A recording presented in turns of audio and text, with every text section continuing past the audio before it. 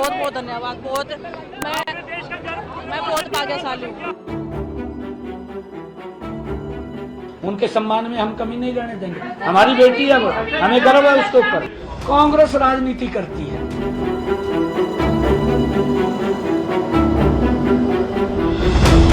एक तरफ 16 अगस्त को चुनाव आयोग ने हरियाणा विधानसभा चुनाव का ऐलान कर दिया, तो वहीं दूसरी तरफ पेरिस ओलंपिक में जबरदस्त प्रदर्शन करते हुए फाइनल्स तक पहुंचने वाली रेसलर विनेश फोगाट स्वदेश वापस लौट आई। देश वापस लौटने वाली विनेश का दिल्ली एयरपोर्ट पर ही जबरदस्त स्वागत किया गया। हजारों की संख्या में खेल प्रेमी विनेश फोगाट का स्वागत करने दिल्ली एयरपोर्ट पहुंचे। वहीं राजनीतिक दल के नेताओं ने भी विनेश फोगाट का स्वागत किया।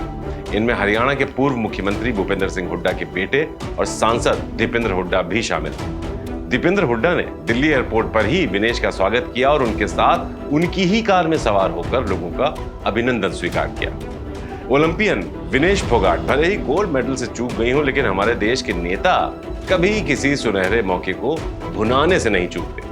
आसानी से पब्लिसिटी पाने के लिए वो कोई ना कोई ऐसा रास्ता खोज ही निकालते हैं जिससे सीधे सीधे उन्हें या उनकी पार्टी को फायदा मिल जाए। ये तस्वीरें देखिए।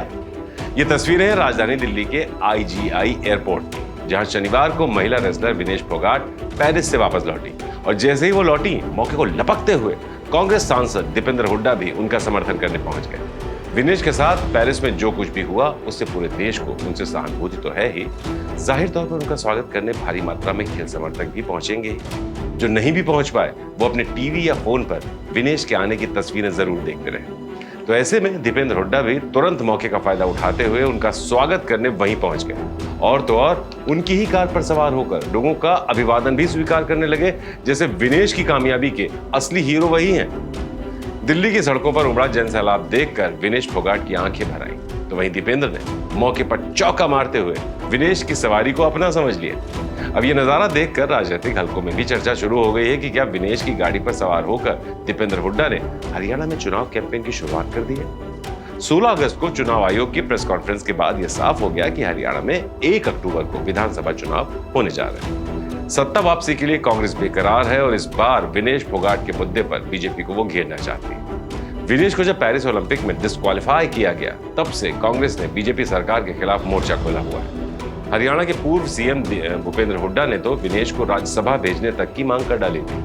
वहीं सांसद दीपेंद्र सिंह हुड्डा ने भी विनेश के समर्थन में अपने एक्स अकाउंट पर एक लंबा चौड़ा पोस्ट लिखते हुए कहा था, बहन आपको मेडल पोडियम पर चढ़ने का अवसर नहीं मिला तो क्या हुआ, हमारे लिए आपकी ये छलांग दुनिया के किसी भी पोडियम से कहीं ज्यादा ऊंची थी। पेरिस से लौटने पर हम सब आपके स्वागत के लिए आतुर हैं। अब जब विनेश वापस लौट आई हैं, तो कांग्रेस इस मौके को भला कैसे गंवा सकती थी? तो कांग्रेस विनेश के मुद्दे को ढाल बनाकर इस चुनाव में उसका पूरा पॉलिटिकल माइलेज लेना चाहती है। सूत्रों की माने तो कांग्रेस पार्टी चरखी दादरी से विनेश फोगाट को विधानसभा चुनाव में उतारकर इस मौके को हाथों हाथ कैश कर लेना चाहती है। हालांकि कांग्रेस के इस ऑफर को विनेश स्वीकार करेंगी या नहीं, ये तो आने वाला समय ही बताएगा, क्योंकि उनकी बहन बबीता फोगाट भी बीजेपी के टिकट से यहीं से चुनाव लड़ चुकी है। तो ऐसे में अगर विनेश चुनाव लड़ती हैं, तो दोनों बहनों के बीच महामुकाबला देखने को मिल सकता है, जो फोगाट परिवार कभी होने नहीं देगा। बेटी का स्वागत करता हूं। हरियाणा की धरती पे वो आई है और हमने कहा था उनके सम्मान में हम कमी नहीं रहने देंगे। हमारी बेटी है वो, हमें गर्व है उसके ऊपर।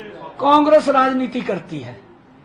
कांग्रेस क्योंकि ऐसा उसके पास मुद्दा बताने के लिए तो नहीं है कुछ भी, वो तो इस प्रकार की राजनीति करती है। परंतु मैंने तो उसी दिन ही कहा था कि हमें अपनी बेटी के ऊपर गर्व है और उसको कोई चिंता करने की जरूरत नहीं है। हरियाणा सरकार बिल्कुल, हमें गर्व है उसके ऊपर। मैं उसका जी। वहीं देखा जाए तो लोकसभा चुनाव में 5 सीटें गंवाने वाली बीजेपी भी इस वक्त कोई रिस्क नहीं लेना चाहती। सभी राजनीतिक दल विनेश फोगाट के समर्थन में आगे आ रहे हैं, जिसे देखते हुए बीजेपी ने भी विनेश को लेकर कई बड़े बड़े ऐलान किए। हरियाणा की बीजेपी सरकार ने घोषणा करते हुए उन्हें सिल्वर मेडल विजेता के बराबर सम्मानित करने का ऐलान करते हुए कहा था कि देश लौटने पर विनेश का भव्य स्वागत किया जाएगा। हरियाणा के सीएम नायब सैनी ने कहा था कि भले ही विनेश फाइनल मुकाबला नहीं लड़ पाई, लेकिन हम सब के लिए वो एक चैंपियन है और हमारी सरकार उन्हें वो सभी पुरस्कार और सुविधाएं देगी जो रजत पदक विजेता को दी जाती है। तो चलिए थोड़ा इंतजार कर लेते हैं और देखते हैं कि खेल और सियासत का ये ऊंट किस करवट बैठता है, क्या करवट लेता है। तो विनेश कांग्रेस में आती हैं या संन्यास वापस कर अपने खेल पर ही फोकस करती हैं, इस बात पर भी पूरे देश की नजर बनी रहेगी। आपकी क्या राय इस खबर के बारे में कमेंट करके हमें जरूर बताएं। नमस्कार। श्रेष्ठ भारत पर खबरों से जुड़े रहने के लिए चैनल को सब्सक्राइब और लाइक करें, बेल आइकन दबाएं और देखते रहें श्रेष्ठ भारत।